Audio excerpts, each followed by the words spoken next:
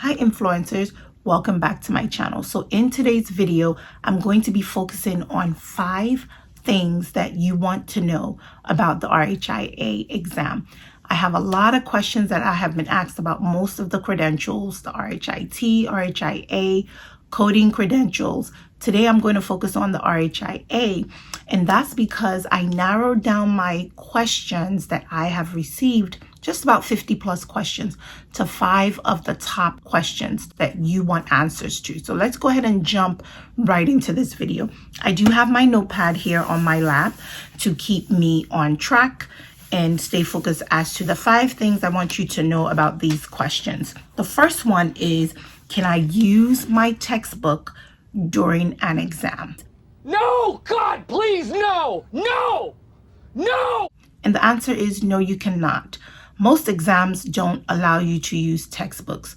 One thing that I know is for coding, you will be able to use some books, your coding books and other types of applicable books. But for the RHIA, you are not going to be allowed to use any type of testing materials. They're going to give you what you need. You may get a little notepad in case you need to write something on, but you will not be able to use your textbook. The next question is, what topics should I focus on for my exam? Now that could vary.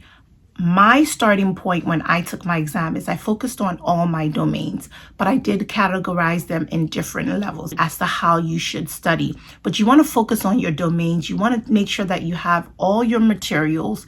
Look at the domains. They do come in different percentage, and make sure you're studying those content.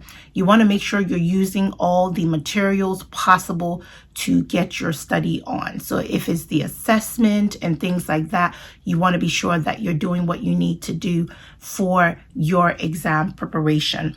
The next one is, are formulas provided during the exam?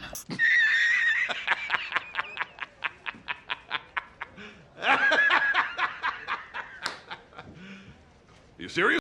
Now, you know, they are not going to provide you formulas. This is where memorization might come into play. I know I have a couple of videos where I indicate not doing a lot of memorization when you're studying, but for the formulas, you're going to need to memorize. Another thing you can do with formulas is make sure that you are practicing a lot of those questions. Make sure that you're taking the study guide for different types of formulas and practicing them over and over again. Test yourself. Go into other study resources and dig to get a lot of questions that has the formula, because practice makes perfect. Practice can also help you with information retention. You want to be sure you're doing that, because they will not give you any type of formula in the exam. Now, if you remember it, you can actually spit it out once you get to take your exam. That's why you get that form or some type of paper document that you're able to write on. So if you can memorize and you're really good at keeping things in your head or in your mindset, you can go ahead and jot that down when you're taking your exam, because that's all fair game. That's what I had in my head when I come to take my exam. So if you have that already, that could help. So you might want to memorize some of those, but what would help is the more practice you do, the more you're going to get used to that formula and the answers that is expected. So keep that in mind. The fourth one is, how many domains are covered on the exam? These 5 domains is what you want to truly focus on. In the study guide, it gives you that information as well. Domain 1 is information governance. Domain 2 is compliance with use and disclosure of PHI, that's protected health information. Domain 3 is data analytics and information. Domain 4 is revenue management, and domain 5 is management and leadership. These are some things that you want to truly make sure that you are very well versed in. You want to study each of those domains and understand what the requirements are, what the who, what, when, where, why is, how it's used, what is it used for. Those are your perfect way to study. So those domains should be your focus, and then look at the percentage of those domains and make sure that you're really studying well and looking at the rationale. The next thing is the passing score that is required for your exam. You need to have a 300 to pass your exam.